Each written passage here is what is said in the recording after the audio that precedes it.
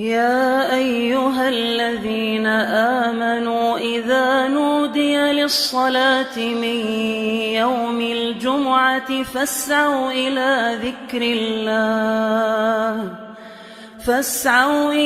ذكر الله وذروا البيع ذلكم خير لكم إن كنتم تعلمون۔ تمام قسم کی تعریف و توصیف، بڑائی، کبریائی، حمد و ثنا اسی ایک اللہ وحدہ لا شریک کے لیے تعلق و اعتبار ہے کہ جس اللہ رب العالمین کے علاوہ کوئی نہیں جانتا کہ قیامت کب قائم ہونے والی ہے۔ تعریف ہے اس اللہ رب العالمین کی کہ جس کے علاوہ کوئی نہیں جانتا کہ ماں کے پیٹ میں کیا ہے۔ تعریف ہے اس اللہ رب العالمین کی کہ جس کے علاوہ کوئی نہیں جانتا کہ کوئی شخص آنے والے دن کیا کمائے گا، کتنا کمائے گا، کیسے کمائے گا۔ تعریف ہے اس اللہ رب العالمین کی جس کے علاوہ کوئی نہیں جانتا کہ کس شخص کی موت کس زمین میں ہوگی، کیسے ہوگی، کب ہوگی۔ خود اللہ رب العالمین کہتا ہے ان اللہ عنده علم الساعة وينزل الغيث ويعلم ما في الارحام وما تدري نفس ماذا تكسب غدا وما تدري نفس بأي ارض تموت۔ لاکھوں درود کا نزول ہو تمام انبیاء کرام پر، خصوصاً میرے اور آپ کے آخری نبی امام الانبیاء خاتم النبیین خاتم المرسلین، میرے اور آپ کے دلوں کی بہار جناب محمد الرسول اللہ صلی اللہ علیہ وسلم پر۔ برادران اسلام، خطبہ جمعہ کی مناسبت سے میں نے آپ لوگوں کے سامنے جس موضوع پر خطاب کرنا ہے وہ گزشتہ جمعہ سے منسلک، گزشتہ جمعہ سے جڑا ہوا ہے، یعنی جنت کی خوشبو سے محروم رہنے والے لوگ۔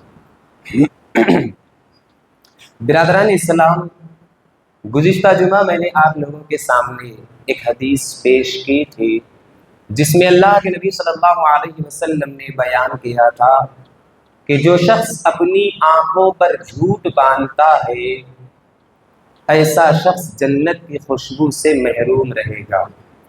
اور آنکھوں پر جھوٹ باندھنے کی دو صورتیں میں نے آپ کے سامنے بیان کی تھی۔ پہلی صورت یہ کہ کوئی آدمی کسی کو جرم کرتا ہوا اپنی آنکھوں سے دیکھے لیکن اس بات کی جھوٹی گواہی دے کہ میں نے وہ نہیں دیکھا ہے، ظلم کرتے ہوئے، زمین ہڑپتے ہوئے، فلاں فلاں۔ اور اسی طرح دوسری صورت یہ بیان کی تھی کہ کسی آدمی نے کسی کو کام کرتے ہوئے تو نہیں دیکھا لیکن وہ جھوٹی گواہی دیتا ہے کہ ہاں اس نے یہ زمین خریدی ہے، اس نے فلاں کو فلاں چیز دی ہے، تو یہ بھی جھوٹی بات باندھنے کی جو ہے ایک صورت ہے۔ جھوٹی بات باندھنے کی جو تیسری صورت ہے جسے اہل علم نے بیان کیا ہے وہ ہے جھوٹے خواب بیان کرنا، جھوٹا خواب بیان کرنا۔ یہ بھی آنکھوں پر جھوٹ باندھنے کی ایک صورت ہے۔ معزز حاضرین، اللہ کے نبی صلی اللہ علیہ وسلم نے فرمایا کہ سچا خواب نبوت کا 46ویں حصے میں سے ایک حصہ ہے، یعنی اللہ کے نبی صلی اللہ علیہ وسلم آخری نبی تھے، آپ پر وحی نازل ہوتی تھی، خواب کے ذریعے چند باتوں کا حکم نازل ہوتا تھا، وہ شریعت تھی۔ اللہ کے نبی کو خواب کے ذریعے چند بشارتیں سنائی جاتی تھیں، لیکن اس کے بعد آپ کی جو امت ہے اس امت میں بھی خواب کا سلسلہ جاری رکھا اور کہا کہ خوابوں کے ذریعے بشارتیں دی جائیں گی، لیکن نبی کے خواب دیکھنا یہ شریعت کا حصہ ہے، اسے شریعت سمجھا جا سکتا ہے، لیکن نبی کے علاوہ اگر کوئی بھی خواب دیکھتا ہے تو وہ شریعت ہو نہیں سکتی۔ لیکن بہت سارے لوگ ہمارے مسلمانوں میں ایسے لوگ ہیں جو لوگوں کو جھوٹے قصے بیان کر کے شہرت طلب کرتے ہیں یا ہر دل عزیز ہونے کے لیے جھوٹے جھوٹے خواب بیان کر کے لوگوں کو اپنے جال میں پھنساتے ہیں۔ آج آپ دیکھیے مسلمانوں کا ایک بہت بڑا طبقہ ایسا ہے جو پیری مریدی کے چکر میں پڑ گیا ہے۔ کیوں پڑا ہوا ہے؟ کیونکہ وہ جس مرشد یا جس مجاور یا جس بابا کے پاس جاتے ہیں وہ انہیں جھوٹے جھوٹے قصے بیان کر کے اپنا گرویدہ بنا لیتا ہے، اور یہ بیچاری بھولی بھالی عوام جسے علم نہیں ہے وہ ان کے جال میں پھنس کر ان کے مرید بن جاتے ہیں۔ تو لہذا ایسے لوگوں کو معلوم ہونا چاہیے کہ جو لوگ جھوٹے خواب بیان کرتے ہیں ایسے لوگوں کو اللہ تبارک و تعالی جنت کی خوشبو سے محروم رکھتا ہے۔ لہذا اللہ کے نبی صلی اللہ علیہ وسلم نے فرمایا، حضرت عبداللہ ابن عباس رضی اللہ تعالیٰ عنہ بیان کرتے ہیں، من تحلم بحلم لم يره كلف ان يعقد بين شعيرتين ولن يفعل۔ اللہ کے نبی صلی اللہ علیہ وسلم بیان کرتے ہیں جو آدمی خواب بیان کرتا ہے، ایسا خواب بیان کرتا ہے جو اس نے نہیں دیکھا بلکہ جھوٹا خواب بیان کرتا ہے، تو لہذا اللہ تبارک و تعالی کل قیامت کے دن اسے ایسی سزا دیتا ہے کہ اسے جہنم میں اللہ رب العالمین 2 جو کے دانوں پر گرہ لگانے کا حکم دیتا ہے، وَلَن يَفْعَلَ، اور وہ 2 جو کے دانوں پر گرہ لگانے کی طاقت نہیں رکھتا، کوشش کرتا ہے لیکن وہ اس بات کی طاقت نہیں رکھتا۔ کیوں؟ کیونکہ اللہ تبارک و تعالی اسے بطور سزا اللہ رب العالمین اسے یہ دیتا رہتا ہے۔ وجہ کیا تھی؟ کہ وہ جھوٹے خواب بیان کرتا تھا۔ اسی طرح اللہ کے نبی صلی اللہ علیہ وسلم نے فرمایا، وَإِنَّ مِنْ أَفْرَ الْفِرَاءِ أَنْ يُرِيَ عَيْنَهُ مَا لَمْ تُرَى۔ اللہ کے نبی صلی اللہ علیہ وسلم بیان کرتے ہیں بے شک جھوٹ میں سے ایک جھوٹ یہ بھی ہے کہ آدمی ایسی بات کرے یا ایسا کلام کرے یا ایسی چیز بیان کرے جسے اس نے دیکھا نہیں ہے۔ تو لہذا اللہ کے نبی صلی اللہ علیہ وسلم نے فرمایا کہ وہ جھوٹوں میں سے جھوٹا ہے یا جھوٹی بات میں سے یہ جھوٹی بات ہے۔ لہذا آج مسلمانوں کو معلوم ہونا چاہیے جو مرشدوں کے چکر لگاتے ہیں، باباؤں کے چکر لگاتے ہیں، پریشان ہو کر ان کے پاس جاتے ہیں اور ان کے مرید بن جاتے ہیں، یاد رکھیں یہ جھوٹے خواب بیان کر کے آپ کو جال میں پھنسا لیتے ہیں۔ اب دیکھیں بہت سارے نادان مسلمان ہیں، وہ ان کے پاس جاتے ہیں اور ان کے جال میں اس طرح پھنستے ہیں کہ وہ بابا یا پیر یا مرید جو بھی ہیں وہ کہتے ہیں کہ آپ کے والد میرے خواب میں آئے تھے، آپ کی والدہ میرے خواب میں آئی تھی، یا آپ کے جو گزرے ہوئے فلاں رشتہ دار ہیں وہ خواب میں آئے تھے اور انہوں نے ہمیں یہ کہا کہ آپ فلاں جگہ جاؤ، فلاں درگاہ پر جاؤ، فلاں جگہ جو ہے جا کر یہ چیزیں جو ہے قربان کرو تو انہیں وہ جو ہے ثواب ملے گا یا انہیں جو ہے سکون ملے گا۔ جبکہ یہ جو باتیں ہیں یہ جھوٹ پر مبنی ہوتی ہیں، لیکن آج ہمارے عام مسلمان ان باتوں کو سمجھتے نہیں ہیں۔ لہذا میرے بھائیوں، یہ جو جھوٹے قصے بیان کرتے ہیں انہیں معلوم ہونا چاہیے کہ اس کا نقصان کتنا بڑا ہے۔ تاریخ ابن عساکر میں محمد ابن سیرین رحمہ اللہ علیہ نے ایک واقعہ نقل کیا ہے کہ ایک شخص نے محمد ابن سیرین رحمہ اللہ علیہ کے پاس آ کر ایک خواب ذکر کیا، اور وہ خواب جھوٹا خواب تھا، سچا خواب نہیں تھا، اور محمد ابن سیرین رحمہ اللہ علیہ خوابوں کی تعبیر کیا کرتے تھے۔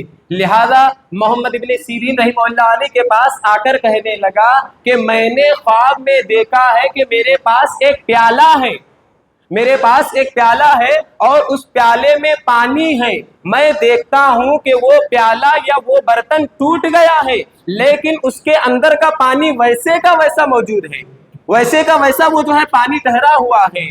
تو محمد ابن سیرین رحمہ اللہ علیہ نے قسم کھاتے ہوئے کہا، اللہ کی قسم تو نے یہ خواب نہیں دیکھا، تو جھوٹ بولتا ہے، تو جھوٹا خواب بیان کرتا ہے۔ لیکن اس کے باوجود وہ شخص کہتا ہے کہ نہیں، میں نے ایسا ہی خواب دیکھا ہے۔ لہذا محمد ابن سیرین رحمہ اللہ علیہ اس کی تعبیر بیان کرتے ہوئے کہتے ہیں کہ اس خواب کی تعبیر یہ ہے کہ تیری بیوی حاملہ ہوگی اور تجھے ایک بچہ پیدا ہوگا. بچہ پیدا ہونے کے بعد تیری جو بیوی ہے وہ مر جائے گی، اس کا انتقال ہو جائے گا. تو لہذا راوی بیان کرتے ہیں کہ کچھ دنوں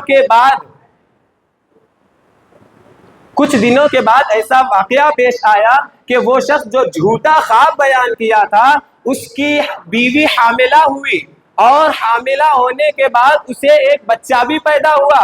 بچہ پیدا ہونے کے بعد اس کی بیوی کا انتقال بھی ہوا.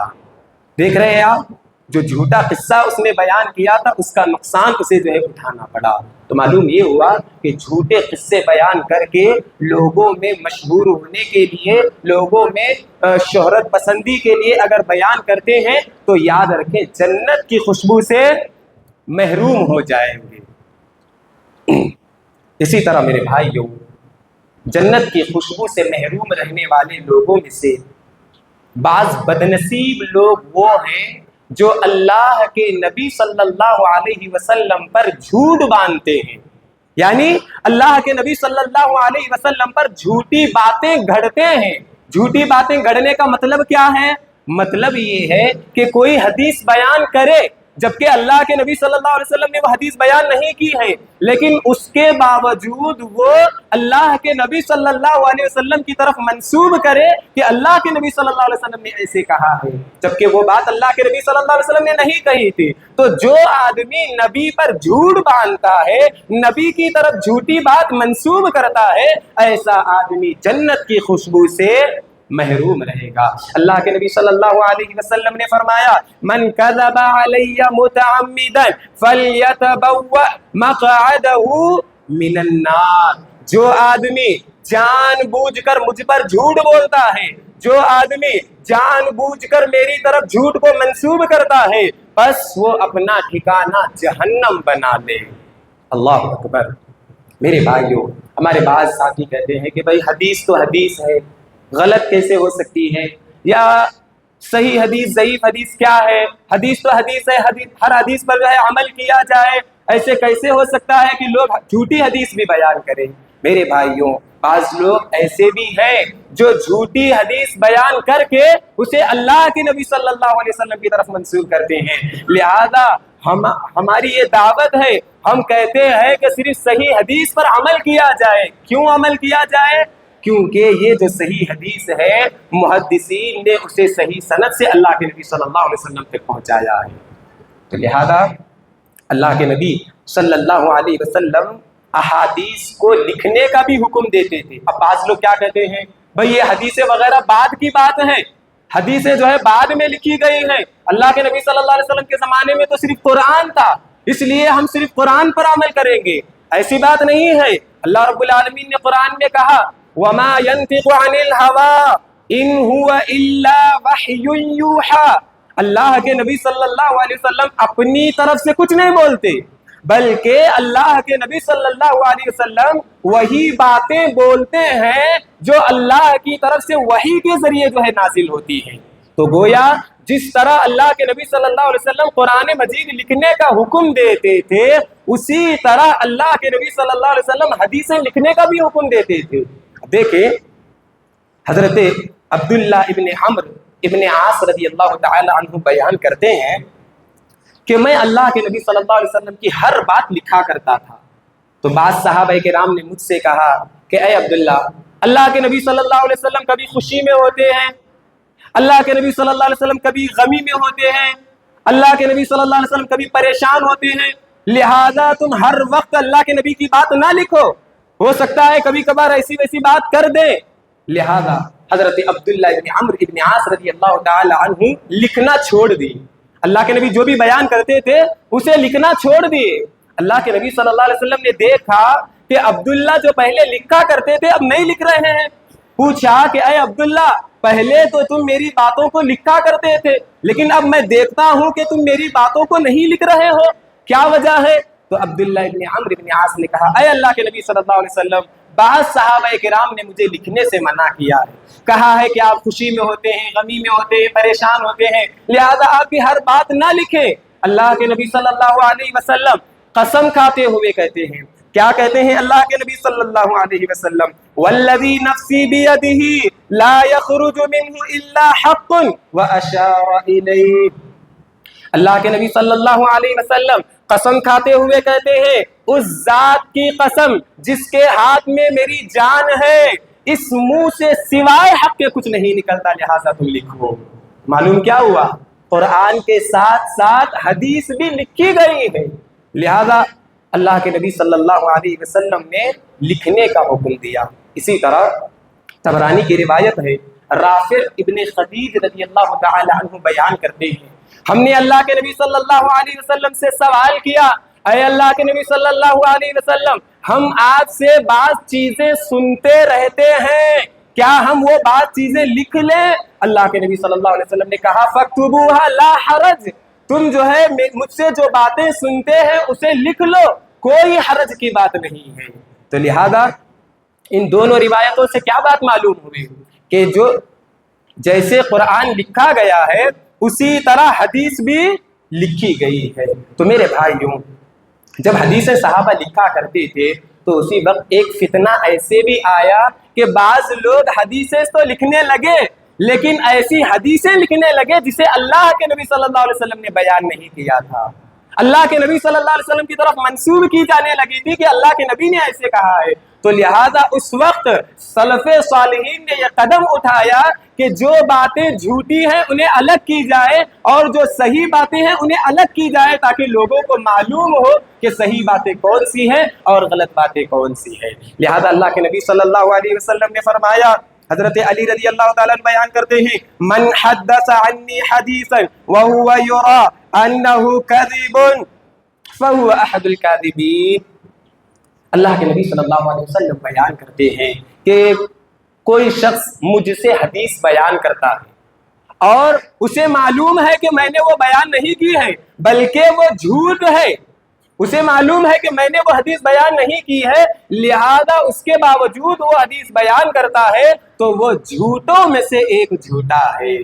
تو میں آپ کو یہ بات سمجھانے کے لیے کہہ رہا ہوں کہ نبی کی طرف بھی جھوٹی باتیں منسوب کی جاتی تھیں، لیکن آج ہمارے بعض مسلمانوں میں ایسے لوگ بھی ہمیں ملتے ہیں، حدیث تو حدیث ہے بھائی، صحیح حدیث ہو ضعیف حدیث ہو سب پہ عمل کرو۔ میرے بھائیوں، محدثین نے بڑی محنتیں کی ہیں صحیح حدیث کو ضعیف حدیث سے الگ کرنے کے لیے، اور اس کے لیے سندوں کا بڑا اہتمام کیا ہے۔ سند کیا ہے؟ سند یہ ہے کہ کوئی راوی حدیث بیان کر رہا ہے تو وہ اپنے استاذ کا نام ذکر کرے، اور وہ استاد جو حدیث بیان کر رہے ہیں اپنے استاذ کا نام ذکر کریں، یعنی وہ استاذ کا نام ذکر کرتے ہوئے اس بات کو اللہ کے نبی تک پہنچائیں۔ اگر وہ اللہ کے نبی صلی اللہ علیہ وسلم تک صحیح چین سے صحیح سند سے پہنچتی ہے تو حدیث صحیح ہے، لیکن اگر اس میں کچھ گڑبڑ ہوتی ہے تو وہ حدیث صحیح نہیں ہوتی۔ تو لہذا عبداللہ ابن مبارک رحمہ اللہ علیہ بیان کرتے ہیں، الاسناد من الدین، یہ جو چین کا سسٹم ہے، یہ جو سندیں ہیں یہ دین کا حصہ ہیں۔ اگر یہ سندیں نہیں ہوتی، لولا الاسناد لقال من شاء ما شاء، تو لوگ دین میں جو چاہے بولتے اور جو چاہے عمل کرتے۔ آج دیکھتے ہیں نا، آج بہت سارے مقررین کھڑے ہوتے ہیں اپنی تقریروں میں نہ قرآن کا ذکر کرتے ہیں نہ حدیث کا ذکر کرتے ہیں، بلکہ جھوٹی جھوٹی باتیں جو ہے بیان کرتے ہیں اور لوگوں کو غلط کاموں پر جو ہے ابھارا کرتے ہیں۔ کیوں؟ کیونکہ انہیں اس بات کا ڈر ہی نہیں ہے۔ تو لہذا میرے بھائیوں، ہمیں اور آپ کو چاہیے کہ یہ جو صحیح حدیثیں ہیں اس پر عمل کرنے کی کوشش کریں، جو ضعیف ہیں، موضوع ہیں، منکر ہیں، غلط ہیں، ان حدیثوں سے اپنے آپ کو بچانے کی کوشش کریں، اور ساتھ ہی ساتھ اس بات کی بھی کوشش کریں کہ جو صحیح حدیثیں ہیں وہی لوگوں کے سامنے بیان کریں، جو صحیح حدیثیں نہیں ہیں ان حدیثوں سے بچنے کی کوشش کریں۔ آپ دیکھیں صحابہ کرام رضوان اللہ علیہ مجمعین کس قدر جو ہے احتیاط کیا کرتے تھے۔ حضرت زبیر ابن عوام رضی اللہ تعالیٰ عنہ کے بیٹے عبداللہ ابن زبیر رضی اللہ تعالیٰ عنہ سے پوچھتے ہیں کہ کیا بات ہے کہ میں آپ کو حدیثیں بیان کرتے ہوئے نہیں دیکھتا، اس طرح جس طرح عبداللہ ابن مسعود حدیثیں بیان کرتے ہیں، اس طرح جس طرح دوسرے صحابہ حدیث بیان کرتے ہیں، آپ حدیثیں بیان نہیں کرتے۔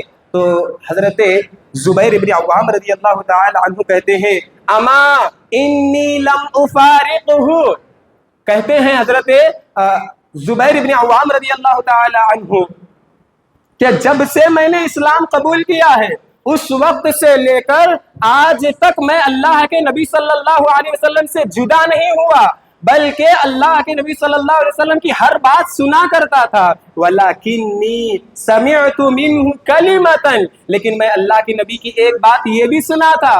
کیا سنا تھا؟ مَنْ كَذَبَ عَلَيَّ مُتَعَمِّدًا فَلْيَتَبَوَّأْ مَقْعَدَهُ مِنَ النَّارِ، جو آدمی مجھ پر جان بوجھ کر جھوٹ بولتا ہے وہ اپنا ٹھکانہ جہنم بنا لے۔ وہ صحابی جو نبی کی باتوں کو سن رہے ہیں لیکن بیان کرنے سے اس لیے ڈر رہے ہیں کہیں ان کے منہ سے غلط نہ نکل جائے، کہیں ایسی بات نکل نہ جائے جو نبی نے نہ کہی ہو تو اپنے آپ کو اس وعید میں کہیں شامل نہ کر لے، اس لیے صحابہ کرام اس قدر جو ہے ڈرا کرتے تھے۔ میرے بھائیوں، خلاصۃ القول یہ ہے کہ اللہ کے نبی صلی اللہ علیہ وسلم پر جھوٹ باندھنے والا، نبی کی طرف جھوٹی باتیں منسوب کرنے والا جنت کی خوشبو سے محروم رہے گا۔ تو پہلی قسم کس کی تھی؟ جھوٹی باتیں اپنی آنکھوں پر بولنے والا، یعنی جھوٹی گواہی دینے والا۔ دوسری قسم کس کی ہے؟ جو نبی اکرم صلی اللہ علیہ وسلم پر جھوٹی باتیں باندھتا ہے یا ان کی طرف جھوٹی باتیں منسوب کرتا ہے۔ تیسری قسم وہ بدنصیب لوگ جنہیں اللہ تبارک و تعالی جنت کی خوشبو سے محروم رکھنے والا ہے، وہ کون ہے؟ آئیے اس حدیث میں دیکھتے ہیں۔ حضرت ابو ہریرہ رضی اللہ تعالی عنہ بیان کرتے ہیں اللہ کے نبی صلی اللہ علیہ وسلم نے فرمایا صنفان من اہل النار لم ارہما، کہ جہنم میں جانے والے لوگوں کی دو قسمیں ہیں، یا جہنم میں جانے والے لوگوں کی دو قسمیں ایسی ہیں جسے میں نے نہیں دیکھا یا بعد میں وہ آنے والے ہیں۔ اللہ کے نبی صلی اللہ علیہ وسلم کہتے ہیں قوم معهم سیات کاذناب البقر یضربون بها الناس، ان میں ایک قسم ایسے لوگوں کی ہے کہ کچھ لوگ ہیں جن کے ہاتھوں میں گائے یا بیل کی طرح جو کوڑے ہیں وہ ان کے ہاتھوں میں ہیں اور وہ لوگوں کو اس سے مار رہے ہیں۔ جہنم میں ایک قسم ایسے لوگوں کی ہے جن کے ہاتھوں میں بیل یا گائے کی دموں کی طرح کوڑے ہیں اور وہ لوگوں کو مار رہے ہیں۔ اور دوسری قسم اللہ کے نبی صلی اللہ علیہ وسلم کہتے ہیں وَنِسَاءٌ کاسیاتٌ عاریاتٌ ممیلاتٌ مائلاتٌ، دوسری قسم کے جہنم میں جانے والی ان عورتوں کی ہے، ان خواتین کی ہے جو کپڑے تو پہنتی ہیں، جو لباس تو پہنتی ہیں، لیکن ان کے لباس سے ان کا جسم نظر آ رہا ہوتا ہے۔ وہ کپڑے تو پہنتی ہیں لیکن اس کے باوجود برہنہ نظر آتی ہیں۔ اللہ کے نبی صلی اللہ علیہ وسلم کہتے ہیں ممیلاتن، وہ لوگوں کو اپنی طرف مائل کرنے کی کوشش کرتی ہیں، لوگوں کو اپنی طرف رجوع کرنے کی کوشش کرتی ہیں، مائلاتن، یا خود ان کی طرف مائل ہونے والی ہوتی ہے۔ لہذا اللہ کے نبی صلی اللہ علیہ وسلم کہتے ہیں رؤوسہن کاسنمۃ البخت المائلۃ، ان کے سر بختی اونٹ کے کوہان کی طرح ہوں گے۔ آگے اللہ کے نبی کہتے ہیں لا يدخلن الجنت ولا یجدن ریحها، جو ایسی عورتیں ہیں لباس پہننے کے باوجود ننگی نظر آ رہی ہیں اور دوسروں کو اپنی طرف مائل کر رہی ہیں یا خود ان کی طرف مائل ہو رہی ہیں، اللہ کے نبی صلی اللہ علیہ وسلم کہتے ہیں ایسی عورتیں جنت میں داخل نہیں ہوں گی۔ جنت میں داخل ہونا تو دور کی بات ہے، اللہ کے نبی صلی اللہ علیہ وسلم کہتے ہیں اللہ کے نبی کہتے ہیں وَلَا يَجِدْنَ رِيحَهَا، جنت میں داخل ہونا تو دور کی بات ہے، ایسی عورتیں جنت کی خوشبو سے محروم رہیں گی، جنت کی خوشبو ان عورتوں کو نہیں ملے گی۔ اللہ کے نبی آگے کہتے ہیں ان ریحھا لیوجد من مسیرۃ کذا و کذا، جبکہ جنت کی خوشبو ایسی ہے کہ کئی میل کے فاصلے پر جو ہے اس کی خوشبو آتی رہے گی۔ میرے بھائیوں، میری پیاری ماں اور بہنوں، دیکھا آپ نے اللہ کے نبی صلی اللہ علیہ وسلم نے اس حدیث میں ان عورتوں کے متعلق جو کپڑے پہننے کے باوجود برہنہ نظر آتی ہیں، یا کھل کر اگر میں نہ کہوں تو یوں سمجھ لیجیے فیشن وغیرہ کے جو کپڑے پہن کر نکلتی ہیں تاکہ لوگ ان کو دیکھیں یا وہ خود جو ہے دوسروں کی طرف مائل ہو، تو یاد رکھیں ایسی خواتین نہ جنت میں داخل ہوں گی اور نہ انہیں جو ہے جنت کی خوشبو میسر ہوگی۔ اللہ اکبر۔ اب دیکھیں صحابیات ام المؤمنین اللہ تبارک و تعالیٰ کے احکامات پر کس قدر جو ہے عمل کیا کرتی تھی۔ اللہ رب العالمین نے قرآن مجید میں خواتین کو حکم دیتے ہوئے کہا وَقَرْنَ فِي بُيُوتِكُنَّ وَلَا تَبَرَّجْنَ تَبَرُّجَ الْجَاهِلِيَّةِ الْأُولَىٰ کہ عورتوں کو اللہ نے حکم دیا کہ تم اپنے گھروں کو لازم پکڑو، اپنے گھروں سے باہر نہ نکلو، اس طرح بن سنور کر نہ نکلو جس طرح زمانے جاہلیت کی عورتیں نکلا کرتی تھی۔ زمانے جاہلیت یعنی اسلام آنے سے پہلے خواتین بن سنور کر لوگوں کو بگاڑنے کے لیے جو ہے نکلا کرتی تھی۔ اللہ رب العالمین نے کہا کہ اے عورتوں تم جو ہے بن سنور کر جو ہے اپنے گھروں سے باہر نہ نکلو بلکہ اپنی گھروں میں ٹکی رہو۔ اللہ اکبر۔ دیکھیں صحابیات کا کس قدر جو ہے اللہ رب العالمین کے احکامات پر عمل کرنے کا جذبہ تھا۔ ام المؤمنین حضرت سودا بنت زمعہ رضی اللہ عنہا، حضرت سودا بنت زمعہ رضی اللہ تعالی عنہا وہ اپنے گھر سے کبھی بھی باہر نہیں نکلا کرتی تھی۔ ان سے کسی نے پوچھا کہ اے ام المؤمنین، ان سے کسی نے پوچھا کہ اے ام المؤمنین آپ نہ حج کے لیے جاتی ہیں نہ عمرہ کرنے کے لیے جاتی ہیں، کیا وجہ ہے کہ آپ حج اور عمرہ کو بھی نہیں جاتی؟ ام المؤمنین سودا بنت زمعہ رضی اللہ عنہا کہتی ہیں قد حججت واعتمرت وامرنی اللہ، میں نے بہت حج کر لیے ہیں، میں نے بہت عمرہ کر لیے ہیں، لہذا وامرنی اللہ، اللہ نے مجھے حکم دیا ہے، جب سے میرے اللہ نے مجھے حکم دیا ہے وَقَرْنَ فِي بُيُوتِكُنَّ تم اپنے گھروں کو لازم پکڑو وَلَا تَبَرَّجْنَ تَبَرُّجَ الْجَاهِلِيَّةِ الْأُولَىٰ اور اپنے گھروں سے اس طرح نہ نکلو بن سنور کر جس طرح زمانے جاہلیت کی عورتیں نکلا کرتی تھی۔ أَنَّ أَقِرَّ فِي بَيْتِي تو میں اس لیے اپنے گھر کو لازم پکڑتی ہوں، اپنے گھر سے باہر نہیں نکلتی، حج اور عمرہ کرنے کے لیے بھی جو ہے نہیں نکلا کرتی تھی۔ راوی حدیث بیان کرتے ہیں، کیا بیان کرتے ہیں راوی حدیث؟ واللہ اللہ کی قسم، اللہ کی قسم ما اخرجت من باب حجرتها، اللہ کی قسم سودا بنت زمعہ اپنے گھر کے دروازے سے کبھی باہر نہیں نکلی، اپنے گھر کے دروازے سے کبھی باہر نہیں نکلی، یہاں تک کہ ان کے گھر کے دروازے سے ان کا جنازہ باہر نکالا گیا۔ اللہ اکبر۔ لہذا آج ہماری ماں اور بہنوں کو بھی چاہیے کہ وہ اگر اللہ رب العالمین کے ان احکامات پر عمل کرتی ہیں تو اللہ رب العالمین انعامات کی شکل میں انہیں جنت میں داخل کرے گا، اور اگر اللہ کے احکامات کو توڑ دیتی ہیں، اللہ کے احکام کی پرواہ نہیں کرتے، نبی کے احکامات کی پرواہ نہیں کرتے، تو یقیناً ایسی عورتیں نہ جنت میں داخل ہوں گی اور نہ جنت کی خوشبو جو ہے انہیں میسر ہوگی۔ اور بھی جو ہے کچھ چیزیں انشاءاللہ کسی اور موقع پر آپ کے سامنے بیان کروں گا۔ خلاصۃ القول یہ ہے کہ جنت کی خوشبو سے محروم رہنے والی پہلی قسم ان لوگوں کی ہے جو جھوٹی گواہی دیتے ہیں، دوسری قسم ان لوگوں کی ہے جو اللہ کے نبی صلی اللہ علیہ وسلم کی طرف جھوٹی باتیں منسوب کرتے ہیں، اور تیسری قسم ان عورتوں کی ہے جو فیشن کرتے ہوئے یا بن سنور کر جو ہے اپنے گھر سے باہر نکلتی ہے۔ اور بھی کچھ ہے انشاءاللہ کسی اور موقع پر آپ کے سامنے بیان کروں گا۔ آخر میں اللہ رب العالمین سے دعا ہے کہ اللہ تبارک و تعالی ہم تمام مسلمانوں کو ان بد نصیبوں میں شامل نہ کرے جنہیں اللہ جنت کی خوشبو سے محروم رکھنے والا ہے، آمین۔